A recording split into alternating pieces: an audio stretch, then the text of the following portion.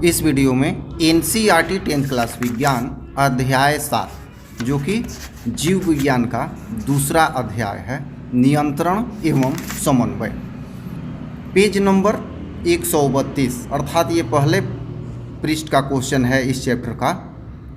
इसमें कुछ प्रश्न दिए गए हैं जिसका एक एक करके सभी प्रश्नों का उत्तर हम लोग यहाँ देखेंगे, समझेंगे।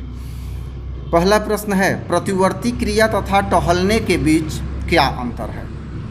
अब देखिए, सबसे पहले हमें समझना है प्रतिवर्ती क्रिया और टहलना, इन दोनों के बीच अंतर करना है। तो पहले प्रतिवर्ती क्रिया के बारे में 3-4 पॉइंट आउट कर लेते हैं, इसके बाद टहलने के बीच 3-4 पॉइंट आउट करेंगे तो दोनों में अंतर हो जाएगा। यहाँ उत्तर लिखेंगे, प्रतिवर्ती क्रिया तथा टहलने के बीच निम्नलिखित अंतर है। तो इस पे थोड़ा सा समझ बनाएं। देखिए, प्रतिवर्ती क्रिया जो है ये मेरु रज्जु से संपन्न होती है, अर्थात मस्तिष्क से संपन्न नहीं होती है। जैसे उदाहरण एक समझ लीजिए, ये प्रतिवर्ती क्रिया क्या है।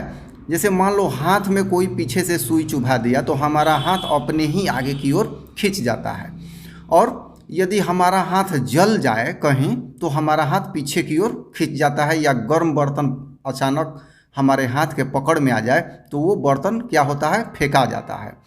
तो इस तरह से ये प्रतिवर्ती क्रिया होती है जो मेरु रज्जु से संपन्न हो जाती है।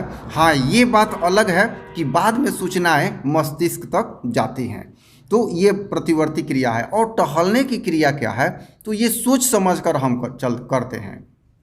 ये हमें इधर चलना है, उधर जाना है, हटना है, रुकना है, तो ये टहलने की क्रिया है। ये बिल्कुल मस्तिष्क के कंट्रोल में होता है और मस्तिष्क के द्वारा ही ये संचालित होता है। आइए पॉइंट कैसे लिखेंगे। पहला पॉइंट, प्रतिवर्ती क्रिया की, प्रतिवर्ती क्रिया मेरु रज्जु से संपन्न होती है। दूसरा पॉइंट, प्रतिवर्ती क्रिया अपने आप हो जाती है। तीसरा पॉइंट, प्रतिवर्ती क्रिया पर मस्तिष्क का नियंत्रण नहीं होता है, किंतु यह क्रिया होने के बाद मस्तिष्क उस पर विचार करता है।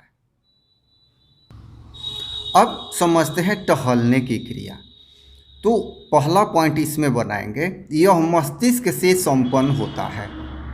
दूसरा पॉइंट, यह सोच समझकर की जाती है। तीसरा पॉइंट, मस्तिष्क का इस क्रिया पर पूर्णतः नियंत्रण होता है। देखिए, एग्जाम में आंसर आप पॉइंट वाइज देते हैं और मार्किंग करके देते हैं तो आपको जितने अंक का प्रश्न होगा उतने अंक आपको प्राप्त होंगे। तो इस तरह से पॉइंट वाइज आप आंसर करें। और ये होता कि अगर पेज को 2 भाग में बांट देते, एक भाग में प्रतिवर्ती क्रिया, दूसरे भाग में टहलने की क्रिया, तो ये इस तरह का प्रचलित आंसर है, ये एवरेज उत्तर होता है।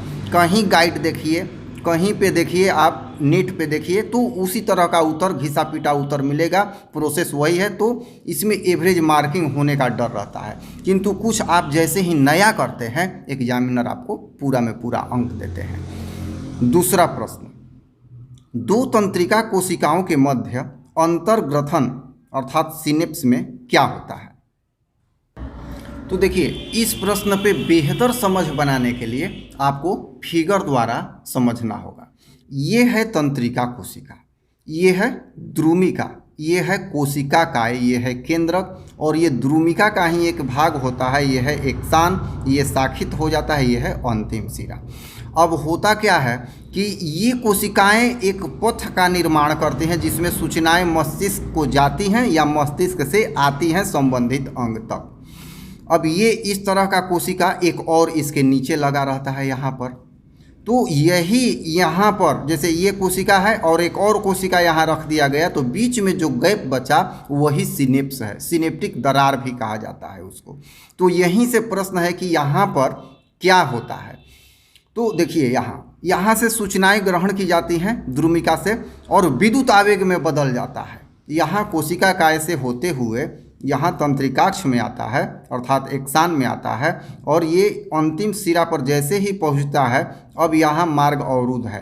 तो क्या होता है कि ये जो विद्युत आवेग है ये रसायन का मोशन करता है, अर्थात रसायन स्रावित करता है। तो रसायन तरल होता है, तो यहाँ बहकर अगले तंत्रिका कोशिका के द्रुमिका पर आ जाता है और जैसे ही द्रुमिका पर वह रसायन जाता है पुनः विद्युत आवेग में बदलता है और फिर वही प्रक्रिया होती है जो यहाँ होता है और यही सभी तंत्रिका कोशिकाओं में प्रक्रिया सतत जारी हो जाती है और तब सूचनाएं संसाधित होती हैं।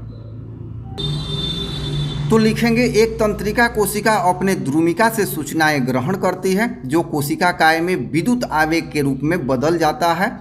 यह आवेग तंत्रिकाक्ष अर्थात एक्सान से होते हुए अंतिम सिरे तक पहुंचता है। इसके बाद वहां रसायन का मोचन होता है और यह रसायन सिनेप्स को पार कर अगले तंत्रिका कोशिका के द्रुमिका पर पुनः संकेत उत्पन्न करता है और फिर वही प्रक्रिया उत्तरोत्तर चलती रहती है।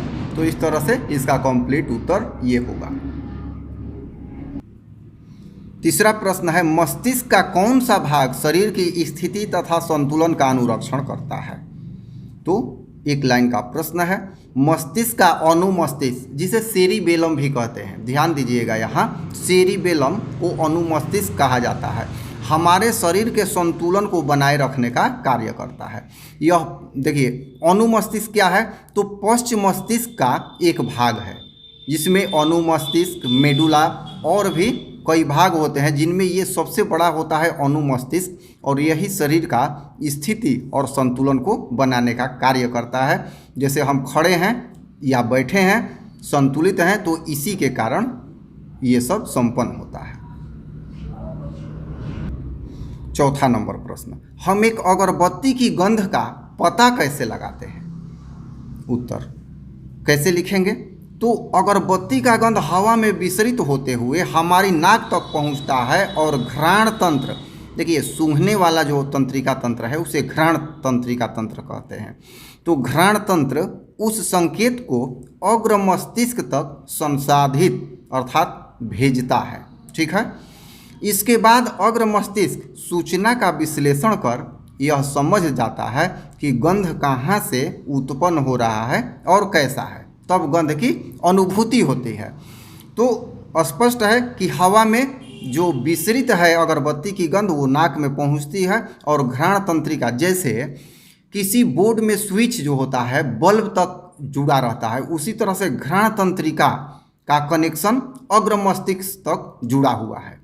अब जैसे ही यहाँ कुछ सूचना मिलेगा गंध से संबंधित तो ये स्विच जैसे ऑन करते हैं तो बल्ब जलता है, उसी तरह से घ्राण तंत्र पे उस गंध का असर होगा और ये सूचनाएं संसाधित करके संबंधित मस्तिष्क के भाग अर्थात अग्र मस्तिष्क को भेज देगा।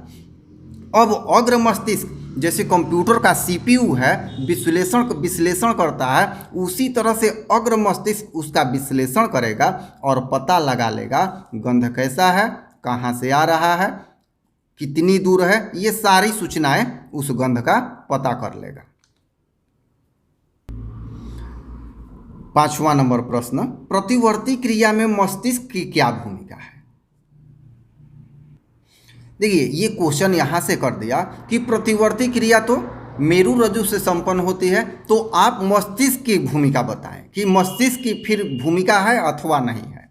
तो देखिए प्रतिवर्ती क्रिया जो है मेरु रज्जु से संपन्न होती है किंतु बाद में सूचनाएं मस्तिष्क को भी जाती हैं। ठीक है, जैसे कोई किसी ने सुई चुभा दिया हाथ में तो हाथ तो तुरंत हट गया, ये मस्तिष्क से संपन्न नहीं हुआ, मेरु रज्जु से हुआ, किंतु बाद में जब उस चुभे हुए जगह पर सहलाते हैं हाथों से तो वो हुआ मस्तिष्क द्वारा।